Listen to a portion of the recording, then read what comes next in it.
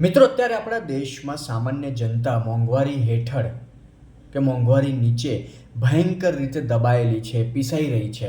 આ સિવાય પણ ઘણા બધા મુદ્દાઓ છે જ્યાં સામાન્ય જનતા હેરાન છે, પરેશાન છે.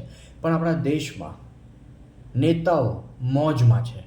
ધારાસભ્ય હોય, સાંસદો હોય, એટલે સામાન્ય કોર્પોરેટર એને પણ મોજ છે.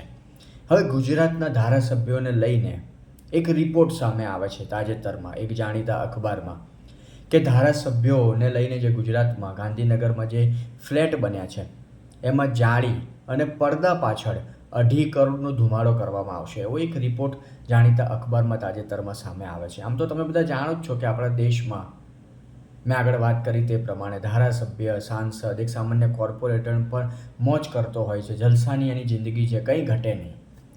હવે ગુજરાતમાં ધારાસભ્યોને લઈને જે ફ્લેટ બન્યા છે, 216 ફ્લેટ છે અહીંયા, જેની કુલ કિંમત, એ પ્રોજેક્ટની કુલ કિંમત 220 કરોડની આસપાસ છે. પણ મહત્વપૂર્ણ વાત જે અહીંયા જાણવા જેવી છે કે મહિને એનું 37.50 રૂપિયા, કેટલા 37 રૂપિયા એમ કહીએ તો ચાલે, કે 37.50 રૂપિયા, પૂરા 38 રૂપિયા પણ નહીં, એટલું જ ભાડું છે. એટલે આખા વર્ષનું તમે ગણો, 12 મહિનાનું 37.50 ગુણ્યા 12 કરો તો 450 રૂપિયા આખા વર્ષનું થાય. તમે વિચારો.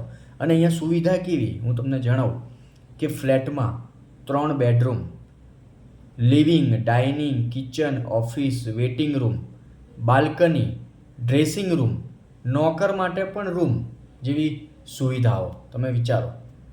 આ કોમ્પ્લેક્સમાં garden, play area, auditorium, health club, canteen, community hall, swimming pool, આ બધી સુવિધા પણ.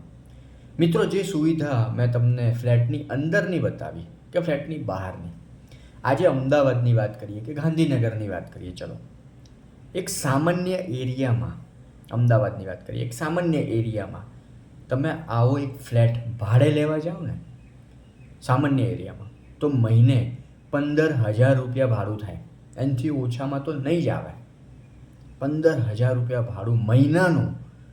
જ્યારે આ ધારાસભ્યો 450 રૂપિયા આખા વર્ષના એ એમનું ભાડું છે. કેટલો બધો ફરક છે સામાન્ય જીવનમાં કે સામાન્ય વ્યક્તિના જીવનમાં અને એક સાંસદ, ધારાસભ્ય કે કોર્પોરેટરના જીવનમાં. અહીંયા ભલે ધારાસભ્યોની વાત થઈ રહી છે, પણ મેં આગળ વાત કરી તે પ્રમાણે કોર્પોરેટર, એક સામાન્ય કોર્પોરેટર પણ 5 વર્ષમાં કેટલી બધી મલાઈથી કેટલું બધું ભેગું કરી લે છે, કેટલી મોજની જિંદગી, કંઈ ઘટે નહીં એવી એની લાઈફ હોય છે.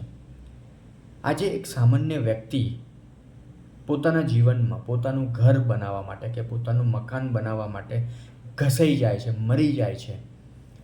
આખી જિંદગી અગર એ ઘર બનાવી પણ લે, મકાન પોતાનું બનાવી પણ લે, તો એની આખી જિંદગી લોનના હપ્તા ભરવામાં પૂરી થઈ જાય છે. એક સામાન્ય 10,000નો હપ્તો હોય ને કોઈ વ્યક્તિનો, ઘરનો હોમ લોનનો હપ્તો, એ ભરતા ભરતા બિચારાની આખી જિંદગી નીકળી જાય. આમ તો હપ્તા અલગ અલગ પ્રકારના હોય, પણ હોમ લોન ખાલી 10,000નો હપ્તો હોય ને, પણ પેલા બિચારા માણસની જિંદગી આખી નીકળી જાય 20 વર્ષની લોન ભરતા, 30 વર્ષની લોન ભરતા. અને અહીંયા તમે જુઓ, આ લોકોને મોજ જુઓ. આજે ધારાસભ્યોનો જે પગાર છે એ સિવાય એમને જે ભથ્થા, બીજી અમુક સુવિધાઓ પણ આપવામાં આવે છે, એમને કંઈ ઘટે એમ નથી, મોજે મોજ છે. પણ અહીંયા 450 રૂપિયા આખા વર્ષના, અને એ પણ આટલી બધી સુવિધાઓ સાથે. ધારાસભ્ય શું કરે છે? બહુ મોટો સવાલ છે સામાન્ય જનતાની વચ્ચે. મેં જે એરિયામાં 3 વર્ષનો સમય પસાર કર્યો, કે આમ કહેવા જઈએ હું ભાડે રહેતો હતો એ એરિયામાં 3 વર્ષ, એ સિવાય એ પહેલાં અમુક વર્ષો મેં પણ એ એરિયામાં કાઢ્યા, વચ્ચે થોડો ગેપ પડેલો, બીજા એરિયામાં હું ગયો. એ જે ધારાસભ્ય અત્યારે રાજ્ય કક્ષાના મંત્રી છે, એ ધારાસભ્ય 2022થી ચૂંટાયા છે રિબિન કાપવા માટે, કોઈ સરકારી કાર્યક્રમ જ્યાં એમની વાહવાહી થવાની હોય, બસ આવ્યા છે. જનતાની વચ્ચે એમની સમસ્યા જાણવા મેં તો કોઈ દિવસ એમને જોયા નથી. અને દરેક જગ્યાની આ કહાની હશે, દરેક વિસ્તારની આ કહાની હશે. પછી કોર્પોરેટર હોય, ધારાસભ્ય હોય કે સાંસદ હોય, કેટલા લોકો તમારા ઘર આંગણે તમારી તકલીફ જાણવા માટે આવ્યા, કે કેટલા લોકોએ તમારા ખભે હાથ મૂકીને એમ કહ્યું કે ચિંતા ના કરશો, કાલે આ કામ થઈ જશે. અને આ લોકો જનતાના પૈસે, તમારા પૈસે, મારા પૈસે, આપણા ટેક્સના પૈસે આવી સુવિધાઓ ભોગવે છે. વિચારવાની બાબત છે. સામાન્ય જનતાએ આ બધું વિચારવાની બાબત છે કે આમને કેવી મોજે મોજ છે જ્યારે એક સામાન્ય વ્યક્તિ, એક સામાન્ય પરિવાર, સામાન્ય જનતા રોજ પીસાય છે, રોજ મરે છે.